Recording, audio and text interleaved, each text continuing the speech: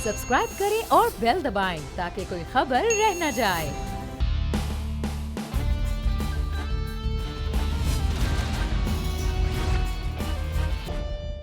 अस्सलामुअलैकुम। Special report with Mudassar Iqbal के साथ हाजिर खिदमत है। नाज़रीन, पीडीएम दोबारा से फ़ाल होने जा रही है, तो क्या फिर इस पीडीएम में वाकई पाकिस्तान पीपल्स पार्टी और अवामी नेशनल पार्टी को वापस लाया जाएगा? मौलाना फजलुर रहमान तो मुत्तहिदा पीडीएम में मुत्तहिदा अपोजिशन के लिए कोशां थे, लेकिन जिस किस्म का नोटिस था उस नोटिस के बाद पाकिस्तान पीपल्स पार्टी का रिएक्शन बड़ा सख्त आया।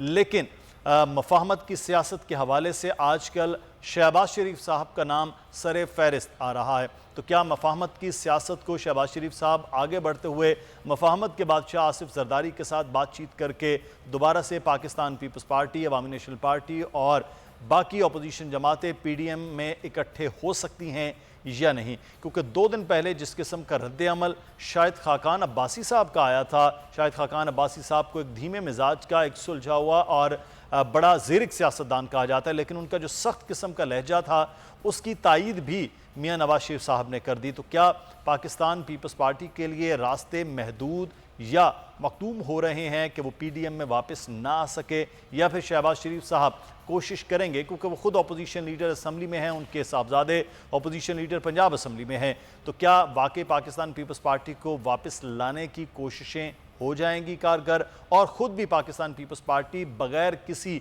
वजाहत के, बग़ैर किसी शो कॉज नोटिस के वापस आएगी या नहीं? ये बड़ा सवाल अहम हो रहा है, क्योंकि अब की बार पीडीएम इकट्ठे होती है तो क्या वाकई हुकूमत के लिए कोई ख़तरे की घंटी बजती है या नहीं? ये सवाल अब अहम सामने आ रहे हैं। बात भी करेंगे। अली गौहर बलोच साहब हमारे साथ सन मुस्लिम नून के रहनुमा हैं, मेंबर नेशनल असम्बली है। बहुत शुक्रिया अली गौहर बलोच साहब आपके वक्त का।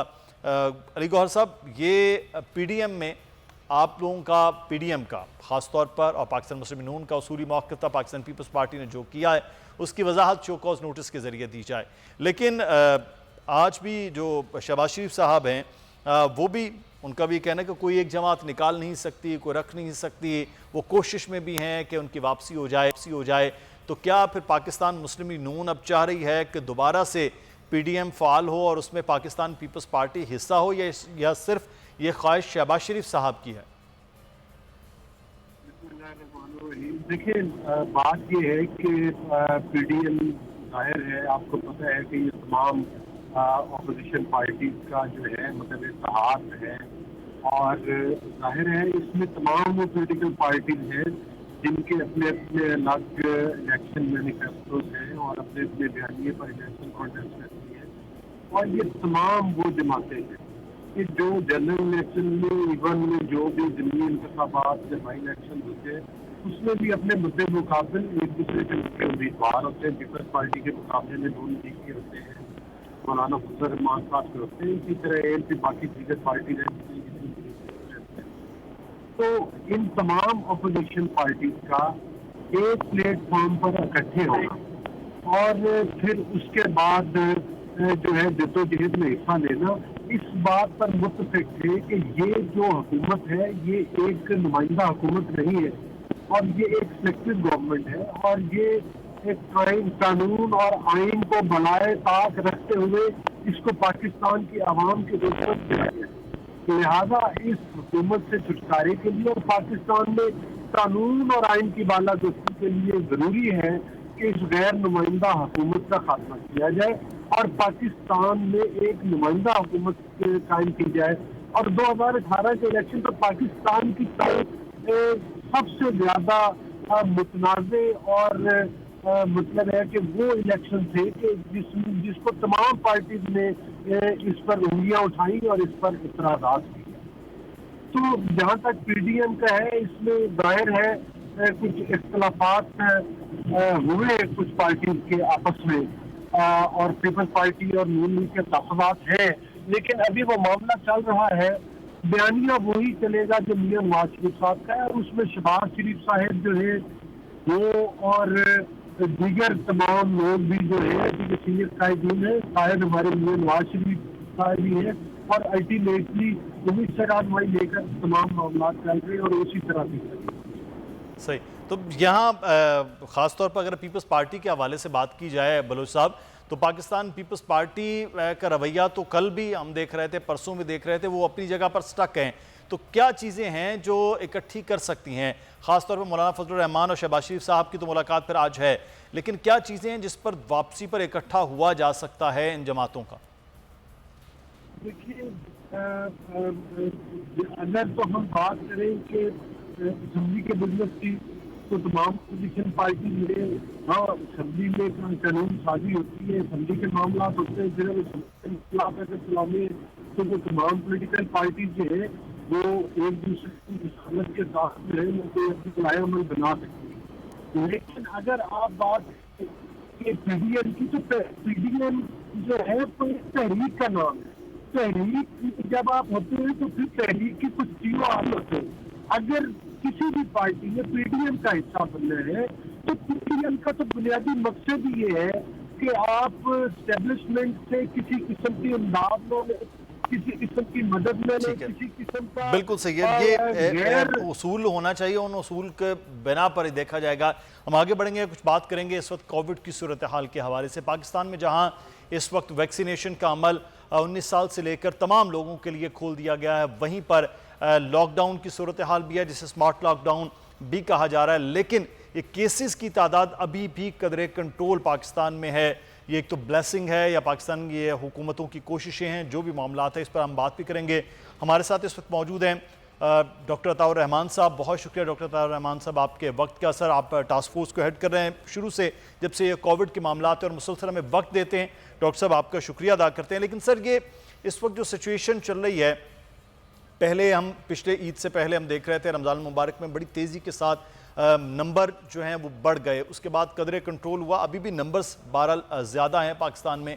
تو اب ہم اس کو جو سمارٹ لاک ڈاؤن کا معاملہ ہے یا مائکرو لاک ڈاؤن کا معاملات ہیں، اسی کے ساتھ ہی چلتے ہوئے جب تک ہم ویکسینیشن مکمل نہیں کر پاتے یہی سلسلہ رہے گا؟ جی، بسم اللہ الرحمن الرحیم. یہی صورتحال رہے گی، کیونکہ یہ آپ دیکھیں گے کہ یہ مختلف ویوز آتی رہیں گی اور جاتی رہیں گی. کیونکہ جیسے آپ نے چیزیں ٹائٹ کی عید سے پہلے، تو آپ نے دیکھا کہ صورتحال کافی بہتر ہو گئی. پہلے تقریباً روزانہ 5، 5.5، 6 ہزار کیسز آ رہے تھے. اب جو ہیں تقریباً 2500، 3000 کیسز آدھے ہو گئے ہیں اور اموات بھی کم ہو گئی ہیں. لیکن جو عید کے دوران جو شاپنگ ہوئی ہے اور جو لوگ آپس میں ملے ہیں، اس کا امپیکٹ آج سے تقریباً ہفتہ 10 روز بعد آپ کو دکھائی دے گا. تو پھر دوبارہ پھر بڑھے گی تعداد. تو یہ ویوز آتی رہیں گی جب تک کہ 70-80% آپ کی پاپولیشن، یعنی کہ 15-16 کروڑ افراد جو ہیں، جب تک ویکسینیٹ نہیں ہو جاتے. اور اس کے لیے میرے خیال سے 1.5 سال کا عرصہ چاہیے، کیونکہ ویکسین ابھی اویلیبل ہی نہیں ہے. لیکن سب سے بڑا خطرہ اس وقت یہی ہے کہ یہ وائرس جو ہے اپنی اصل شکل میں نہیں ہے، بلکہ برابر میوٹیٹ کر رہا ہے اور کوئی اس کی خطرناک شکل اختیار کر لیتا ہے، اور زیادہ خطرناک. تو اس دوران تو پھر بہت صورتحال بڑی پیچیدہ ہو سکتی ہے. کیونکہ ہندوستان میں آپ نے دیکھا ہے کہ کیا قیامت کا منظر ہے کہ وہاں روزانہ جو ہے جو کتنے تعداد میں اموات ہو رہی ہیں، اور کئی لاکھ افراد جو ہیں وہ روزانہ نئے کیسز رپورٹ ہو رہے ہیں. 3 سے 4 لاکھ کیسز رپورٹ ہو رہے ہیں اور کوئی 4000 اموات روزانہ ہو رہی ہیں. تو یہ بہت ہی سیریس سچویشن ہے انڈیا کی. الحمدللہ یہاں پہ جس انداز سے ہماری حکومت نے اور NCOC نے اس کو ہینڈل کیا ہے، اس کی وجہ سے الحمدللہ یہاں پہ کافی بچت رہی ہے ابھی تک. صحیح. ڈاکٹر صاحب، آپ کیونکہ ڈیٹیل ان چیزوں کو دیکھ رہے ہیں کووڈ کی صورتحال کے حوالے سے، اس پہ تو آپ نے بات کی، لیکن آج کے دن کے حوالے سے، کیونکہ آپ خود ایک بہت بڑے سائنٹسٹ ہیں، پاکستان کے ایک بڑا فخر ہیں، اور سائنس کے حوالے سے جب آپ وزیر بھی تھے، چیئرمین HEC تھے، بڑے آپ کی خدمات ہیں. لیکن سر، آج کے کیونکہ 28 مئی ہے، یوم تکبیر ہے، پاکستانیوں کے لیے ایک بڑے فخر کا دن ہے، تو اس دن کو لے کر ہم یہ سمجھتے ہیں کہ آج کے دن پاکستان کی دفاعی میدان کے ساتھ ساتھ جہاں ہم نے اپنے آپ کو مضبوط کیا ہے، سائنس اینڈ ٹیکنالوجی کے جو میدان ہے وہ قدرے ہم تھوڑا پیچھے رہے ہیں، قدرے سست رہے ہیں. تو اس چیزوں کو میٹ کرنا کہ ہم تیسری دنیا سے فرسٹ جو ورلڈ ہے اس کے ساتھ مقابلہ کر پائیں، کیا چیزیں ہو سکتی ہیں؟ سب سے پہلے تو یہ ہے کہ جو پچھلی حکومتیں آئی ہیں اس میں ہم نے سائنس کو وہ اہمیت نہیں دی، اور آج بھی ہم اپنے GDP کا تقریباً 0.2% خرچ کرتے ہیں سائنس اور ٹیکنالوجی پہ. جبکہ ہمیں کم از کم 1 یا 1.5% یا 2% کرنا چاہیے کم از کم. تو کم از کم 6 گنا ہمیں انویسٹمنٹ سائنس کی بڑھانی ہے. پرائم منسٹر صاحب نے جو نالج اکانومی ٹاسک فورس بنایا ہے جس کے وہ خود سربراہ ہیں اور میں وائس چیئرمین ہوں, اس میں 5-6 فیڈرل منسٹرز بھی ممبرز ہیں, فائنانس, پلاننگ, ایجوکیشن, سائنس وغیرہ. تو ان کے پروگرامز کے تحت کوئی 400% اب ministry of science and technology کا بجٹ بڑھ چکا ہے. اور ابھی آج خوشخبری میں آپ کو سنانا چاہتا ہوں کہ ابھی پرسوں جو سینٹرل ڈیولپمنٹ ورکنگ پارٹی کی میٹنگ ہوئی ہے اس میں ہمارے نالج اکانومی ٹاسک فورس نے ہی ایک بڑا پروجیکٹ بنایا تھا, ایک ایرو اسپیس انجینئرنگ کا, تاکہ ہم بین الاقوامی لیول پر اپنے سیٹلائٹس لانچ کرنے کے قابل ہوں, ہم راکٹ مریخ کی طرف, چاند کی طرف بھیج سکیں اور یہ ٹیکنالوجی کے اوپر پورا عبور حاصل کریں. تو یہ منظوری دی ہے سینٹرل ڈیولپمنٹ ورکنگ پارٹی نے اور ایکٹیک کا اپروول 3-4 روز میں انشاءاللہ ہو جائے گا. تو یہ ایک بہت بڑا پروجیکٹ ایرو اسپیس انجینئرنگ کا ایک تو قائم ہو رہا ہے. اس کے ساتھ ساتھ سیالکوٹ میں ایک بہت بڑی انجینئرنگ یونیورسٹی قائم ہو رہی ہے, 400 ایکڑ پہ اس کی منظوری دے دی ہے حکومت میں, وہ بھی ہمارے نالج اکانومی ٹاسک فورس کا انیشیٹو تھا. اس کے علاوہ پرائم منسٹر ہاؤس کے پیچھے جو زمینیں ہیں اس کی منظوری دے دی گئی ہے یونیورسٹی کی, جو کہ تقریباً 30 ارب روپے خرچ ہوں گے اگلے 3-4 سال میں, اور ایک بہت بڑا ایک مرکز بنے گا ریسرچ کا, سائنس کا. اور جو بین الاقوامی یونیورسٹی ہم نے ہری پور ہزارہ میں قائم کی تھی, پاکستان آسٹرین فاخق شعلے, وہ بھی اب پوری طرح کام کرنا شروع کر دیا ہے. وہاں بھی اسٹوڈنٹس انرولمنٹ ہو رہے ہیں جس میں 8 غیر ممالک یونیورسٹیز چائنا اور آسٹریا کی وہ شراکت دار ہیں. تو بہت ہی اچھی چیزیں اس وقت ہو رہی ہیں. ایک 13 ارب روپے کا اسکالرشپ منظور ہو گیا ہے تاکہ ہمارے بڑی تعداد کے اندر ہم بچوں کو پی ایچ ڈی کے لیے باہر بھجوائیں. ہائر ایجوکیشن کمیشن کا انشاءاللہ بجٹ آپ دیکھیں گے کہ کافی بڑھے گا. ابھی جو بجٹ اناؤنس ہونے والا ہے تاکہ یونیورسٹیز کو ریلیف ملے, بہت یونیورسٹیز پریشان تھی. تو ایک نئی تبدیلی, ایک نیا انقلاب اب آ رہا ہے عمران خان پرائم منسٹر صاحب کی موجودگی میں, اور یہ ایک نئی صبح جو ہو رہی ہے, اس سے انشاءاللہ پاکستان سائنس اور ٹیکنالوجی میں بہت مضبوط ملک بن کے ابھرے گا. بہت زیادہ ضرورت ہے اس وقت ڈاکٹر صاحب کہ اس طرح سے سائنس اینڈ ٹیکنالوجی میں آگے آیا جائے. لیکن مجھے یاد ہے جب آپ چیئرمین HEC تھے, آپ وزارت کو ہیڈ کرتے تھے, اس وقت بہت زیادہ منصوبے تھے, بہت زیادہ اسکالرشپس کے معاملات تھے. لیکن جیسے وہ حکومت بدلی, پریورٹیز بدل گئیں اور وہ ساری چیزیں وہ رک گئیں. اور آپ کو یاد ہوگا بہت زیادہ جو آپ کے دور میں اسکالرشپ کے لیے, فل برائٹ کے لیے لوگ باہر گئے, وہ وہاں پر پریشان رہے. تو سر ان کا تسلسل, جو آپ جتنے پروجیکٹس بتا رہے ہیں, آپ سمجھتے کہ یہ تسلسل بھی برقرار رہ سکے کہ یہ جتنا آج شروع ہو رہا ہے اگر ہمیں 8-10 سال کے بعد اس کے نتائج بھی اسی طرح سے مل سکیں؟ بالکل, یہی آپ نے بہت اہم بات کی ہے. اور ہائر ایجوکیشن کمیشن میں ابھی جو تبدیلی آئی ہے حال میں کہ جو چیئرمین کو ہٹایا گیا ہے اور نئے چیئرمین مقرر ہو رہے ہیں, اور پورے جو انویسٹمنٹ اب کیا جا رہا ہے تعلیم میں, سائنس میں, اور خاص طور پہ ہائر ایجوکیشن اور یونیورسٹیز میں اور انجینئرنگ کے شعبے میں, اس سے ایک بہت بڑی تبدیلی آ رہی ہے.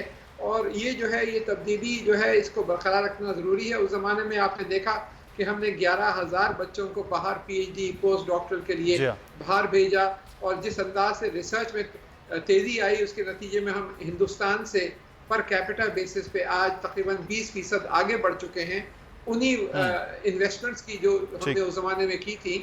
تو یہ جو سلسلہ برقرار رہنا چاہیے, اور آج ہمیں یہ عہد کرنا چاہیے کہ پاکستان ایک علم پر مبنی معیشت بنائے گا, ایک مضبوط معیشت جس میں جو سب سے ہماری اصل دولت ہے ہماری. ڈاکٹر صاحب جو آپ نے پروجیکٹس ہیں نالج اکانومی کے ذریعے وہ جو بنائے جا رہے ہیں وہ بہت زبردست ہیں, اور یہی اگر سلسلہ جاری رہا تو پھر یقینی طور پر پاکستان جس میدان میں پیچھے ہے سائنس اینڈ ٹیکنالوجی, وہاں ہم آگے آ سکتے. بہت رحمان صاحب ہمارے ساتھ موجود تھے, اور ہم آپ 28 مئی یعنی یوم تکبیر کے حوالے سے کہ پاکستان اپنی دفاعی صلاحیت میں مضبوط تر ہوتا جا رہا ہے ہر آنے والے وقت میں, ہم بات بھی اس پر کریں گے. ہمارے ساتھ موجود ہیں کرنل ریٹائرڈ اسد محمود صاحب. بہت شکریہ کرنل صاحب آپ کے وقت کا. سر آج اپنے سے بہت بڑا ملک ہے بنیادی طور پر بھارت, لیکن پاکستان کے پاس دفاعی صلاحیت ہے, پاکستان کے پاس جو افواج کے پاس جذبہ جو جہاد ہے, شہادت کا ہے, اس سے خوف ہے. لیکن اس سارے عمل کو کرنل صاحب کس طرح سے کتنا مضبوط اب پاکستان 28 مئی 1998 سے لے کے آج 28 مئی 2021 تک کہ ہم مزید سے مزید مضبوط ہوتے جا رہے ہیں اپنی دفاعی صلاحیت میں؟ بسم اللہ الرحمن الرحیم. Thank you very much. میں سمجھتا ہوں کہ اگر آج جس طریقے سے آپ 28 مئی کو ہم سیلیبریٹ کرتے ہیں, and definitely we rightly do so because अगर आपको याद हो 74 मई में जब उन्होंने पोखरान के अंदर पहला एटमी धमाका इंडिया ने किया था, it was that time Pakistan ने इससे पहले काम तो शुरू कर दिया था, लेकिन फिर उन तमाम लोगों ने जिस तरीके से, चाहे आप PAC की बात करते हैं, आप कौटार केरल की बात करते हैं, आर्मी इंजीनियर्स की बात करते हैं, आप सरबराहाने ममलकत की बात करते हैं, ऐसे हर शख्स ने अपना जो उसका रोल बनता था उसके अंदर प्ले किया। फिर स्पेशली जब 11 से 13 मई की हम बात करते हैं 1998 की, और इंडिया ने जब 5 धमाके अगेन पोखरान के अंदर किए थे। अच्छा, देन इन बिटवीन वो जो 11 और 13 मई से लेके फिर 28 मई का जो पीरियड था, that was very very disturbing for every Pakistani. बिल्कुल, सो मच सो जो वहाँ की इंडियन लीडरशिप थी, उनके बयानात आपने जिस तरीके से सुने, जो उनका धमकी अमेज लहजा था, और फिर 71 को उनको एक लिहाज से याद कराना हर स्टेटमेंट के अंदर, तो मैं समझता हूँ कि उस वक्त की पाकिस्तानी क़यादत, मिलिट्री क़यादत की बात करते हैं, साइंटिस्ट की बात करते हैं, और फिर स्पेशली मैं इंजीनियर्स का भी तस्करा करना चाहूँगा, एयरफोर्स का भी मैं तस्करा करना चाहूँगा। आई से एवरीबॉडी डिड वंडरफुल। और मैं ये ज़रूर आपसे कहूँगा कि 1998 के उन एटमी धमाकों के बाद पाकिस्तान ने प्रूव किया था कि जिस तरीके से अगर कोई कौम एक मिलजुल के काम करना चाहे तो वसाइल भी होते हैं, कम वसाइल के होते भी, और फिर आप अपने से 5 गुना बड़े दुश्मन के साथ जिस तरीके से फिर आप खड़े हुए, इससे पहले भी, लेकिन स्पेशली आफ्टर 1998 के बाद। और आप ये यकीन मानिए कि आपका ये आपने बैलेंस ना रखा होता इंडिया के साथ, जो एक स्ट्रेटेजिक बैलेंस अचीव किया आपने एटमी कुव्वत बनने के बाद, तो वन नेवर नोज कि इंडिया के किस तरह के अज़ाइम थे। और वो मेरा ख्याल है जो अगले 20 सालों के अंदर फिर जो उसने वार ऑन टेरर जो मुसल्लत की पाकिस्तान के ऊपर, बिकॉज उसके पास और कोई रास्ता तो था नहीं, 5th जनरेशन वॉरफेयर की बात करते हैं, सारा कुछ करके देख लिया। बट मैं ये समझता हूँ कि ये पाकिस्तानी कौम, पाकिस्तानी साइंटिस्ट हमारे, और फिर जितने लोग आते थे इस डेवलपमेंट के अंदर, आज से उन सबको बहुत बहुत मुबारकबाद दी जानी चाहिए। और जो आज के दिन स्पेशली 28 मई की अगर हम बात करते हैं, तो हाँ, ये इंडिया के लिए बहुत हजीमत का, बड़ी तकलीफ का, बड़ी रंजीदगी का एक लिहाज से बाइस है। उसने 5 धमाके 28 मई को, 11 और 13 मई को दोनों दिन मिला के किए थे। 28 मई को आपने 5 धमाके किए, उनसे बड़े यील्ड के, और उसके साथ फिर एक आपने 6ठा धमाका अगेन उसको कंफर्म करने के लिए सारी चीजों को वो आपने फिर 30 मई को किया था। तो मकसद कहने के सिर्फ ये है कि हाँ, जब आप ये देख लेना, एक और बड़ी जरूरी चीज मैं आपसे कहना चाहूंगा, पाकिस्तान पर जिस तरह की पाबंदियां लगी, पाकिस्तान के जो एटम बॉम्ब था उसको मुसलमानों का एटम बम कहा गया। अगर ये कुछ कहना तो इसका मतलब है कि दुनिया को ओवरऑल देखें ना, जो इंडिया का एटम बम उसको हिंदू बम क्यों नहीं कहते? अगर आप अमेरिका की बात करते हैं, फ्रांस की बात करते हैं, यूके की बात करते हैं, जिसका मतलब है उनका जो बॉम्ब है वो तो फिर क्रिश्चियन बॉम्ब होना चाहिए ना। अभी like Israel is atomic power, हो तो अपने आप को नहीं क्लेम करते, लेकिन है तो सही वो, इसका मतलब उनके पास तो यहूदी बॉम्ब हो गया। But in spite of that मैं समझता हूँ पाकिस्तान ने सारी तो ये न सिर्फ पाकिस्तानियों के लिए कंसा, बल्कि ये कि पूरी आलम इस्लाम के लिए भी एक फ़ख्र का 20 मई के कि पाकिस्तान जो है वो पहली एटमी ताकत बनकर उभरा था। बहुत शुक्रिया कर्नल असद महमूद, हमें बात कर रहे थे 28 मई के हवाले से, लेकिन जहां 1999 से लेकर आज तक, 1998 से लेकर आज तक जो है वो जितना वक्त गुजरता जा रहा है, पाकिस्तान के दिफा उतना ही मजबूत होता जा रहा है। इसको टेस्ट करने की जब जब कोशिश की गई हमसाया मुल्क से, जवाब उससे ज़्यादा सख्त आया है और आता रहेगा। प्रोग्राम से मुदस्सिर इकबाल को इजाज़त दीजिएगा। अल्लाह हाफ़िज़।